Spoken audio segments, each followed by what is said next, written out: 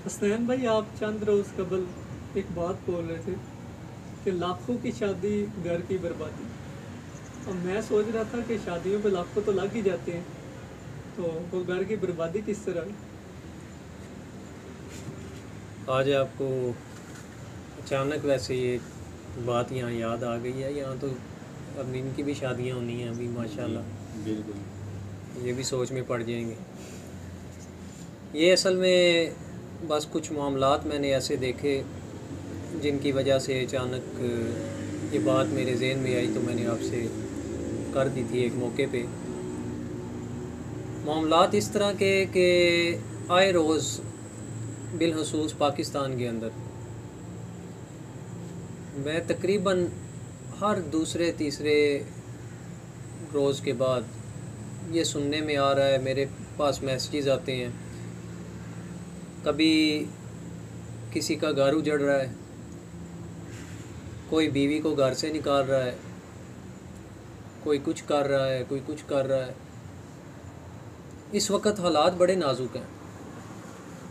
मैं तो अब इस तलाश में हूँ कि मुझे कोई जो मेरे साथ मुंसलिक लोग हैं, कोई ऐसे नौजवान भी नज़र आए कि जिनकी शादी हुई है और उन्होंने 2 3 4 5 साल बड़े अच्छी तरह गुजारे हों, या वो अपनी ज़िंदगी को आगे स्टेबल ले के चले हों। शादी होती है, 6 माह गुज़रते हैं, साल गुज़रता है। आज से कुछ अर्सा पहले शायद भाई ये था कि अगर किसी के यहाँ बेटा पैदा हो जाता था ना, तो वो समझते थे कि अब जी ये औरत के पाँव इस घर में अब मजबूत हो गए हैं, और उसकी बड़ी इज़्ज़त होती थी, बड़ी कदर होती थी। उसके बारे में फिर ये हदशा औरत के माँ बाप का भी कम हो जाता था कि अब हमारी बेटी के लिए परेशानी नहीं होगी। लेकिन अब जो हालात जा रहे हैं, अब लोग इस चीज़ की भी परवाह नहीं करते। मेरे पास 2 केसेस ऐसे हैं रिसेंटली। 2 बच्चियाँ हैं, दोनों के हाँ बेटे हैं, दोनों इस वक्त बेचारी अपने घर में तलाक लेके बैठी। बेटे हैं साल साल के। लोग अब इस चीज़ की परवाह ही नहीं करते कि बेटा है या बेटी है, औलाद है, नहीं। अजीब हालात हो रहे हैं। तो उसके अंदर कुछ कसूर वालिदैन का भी है, कुछ माशरे ने हमें इस डगर पे चला दिया। असल में लाखों, आपने जो बात की है, लाखों लग आम तौर पे अब तो लग जाते हैं, महंगाई का दौर है। लेकिन मेरा लाखों कहने से मुराद 2 3 4 लाख नहीं है। मैं ऐसे लोगों को भी जानता हूँ जिन्होंने शादियों में 30 40 लाख रुपए भी खर्च किए हैं, और इससे भी ज़्यादा करते हैं। करोड़ों की भी शादियाँ हो रही हैं। एक घराने को मैं जानता हूँ, उन्होंने 6 ट्रक जहेज़ के अपनी बच्ची के लिए भेजे थे। अल्लाह, करोड़ों लगा दिए, 6 माह बाद बच्ची घर आ गई। क्या फ़ायदा। तो इस वक्त जो हालात जा रहे हैं, मैं इस हवाले से दिन ब दिन बड़ी परेशानी का शिकार हो रहा हूँ। एक फ़िक्र दिल के अंदर बढ़ रही है, और इसी वजह से मैं नौजवानों का ये मिशन लेके चला हुआ हूँ। मेरे साथ अल्हम्दुलिल्लाह जितने भी नौजवान मुंसलिक हैं, उन्हें कोशिश कर रहा हूँ कि मैं इस हवाले से तरबियत करूँ कि उन्हें समझ आए कि शादी का हकीकी मकसद क्या है। इससे कबल हमने इस पे वीडियो भी बनाई थी, और अल्हम्दुलिल्लाह उनमें 2 3 ऐसे हैं कि जिन्होंने शादी से कबल ये रहनुमाई ली, और आज उनका घर अच्छा खासा शादबाद है अल्हम्दुलिल्लाह। लेकिन आम तौर पे ऐसा भी देखा गया है, पीएचडी डॉक्टर्स, एक पीएचडी डॉक्टर्स का एक कपल मियाँ बीवी, उनकी तलाक हुई, और उस तलाक की वजह जान के आप भी हैरत में गुम हो जाएंगे। बीवी किचन में काम कर रही है, तो खामद आया है किचन में ही, किसी काम से आया होगा पानी पीने या किसी कोई बात करने, तो उसे अपना बलगम जो रेशा होता है वो निकालने की हाजत हुई। तो उसने बजाय इसके कि वो बाथरूम में जाता, कहीं और जाता, उसने उधर ही जो किचन का बेसन होता है, सिंक, उसी में वो थूक निकल दिया। उसमें थूक फेंक दिया।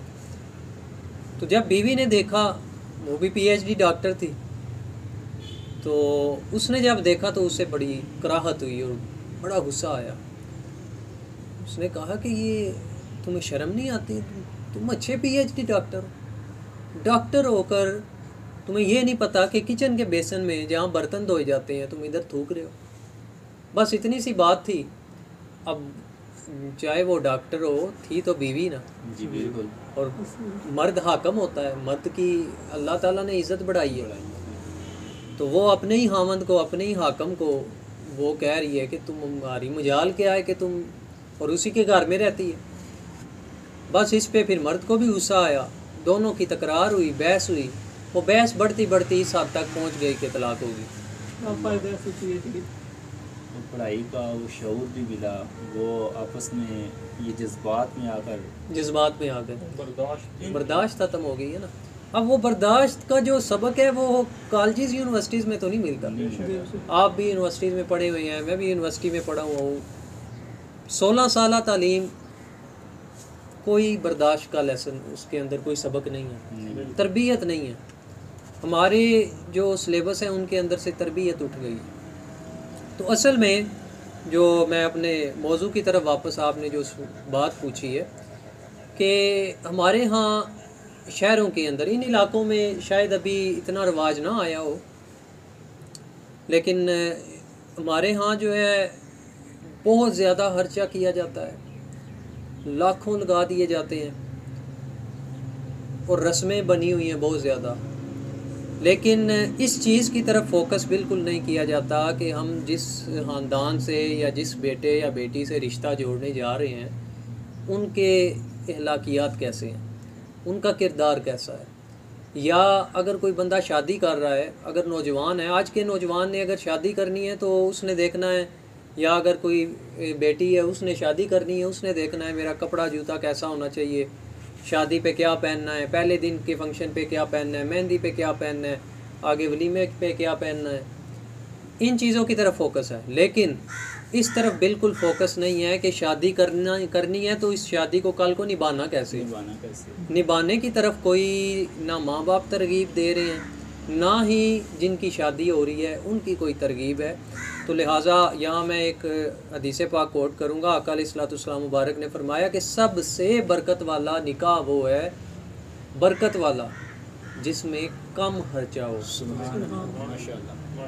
तो फिर जिसमें बहुत ज़्यादा खर्चा हो तो पता चला फिर उससे बरकत उठ जाती है। तो जब बरकत उठ जाती है फिर पीछे क्या रह जाता है, ऐसे वाक़यात होते हैं।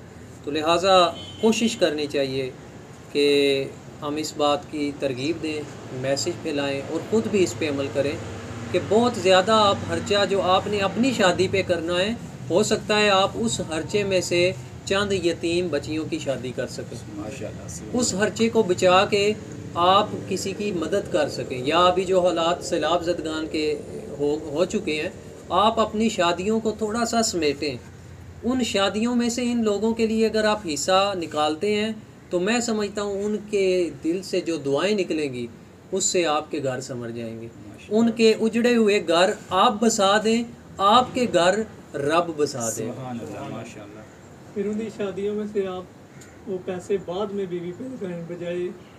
हाँ, ये बात आपने एक और यहाँ पे ज़रूरी मेंशन कर दी है कि लाखों रुपए शादी पे लगाते हैं।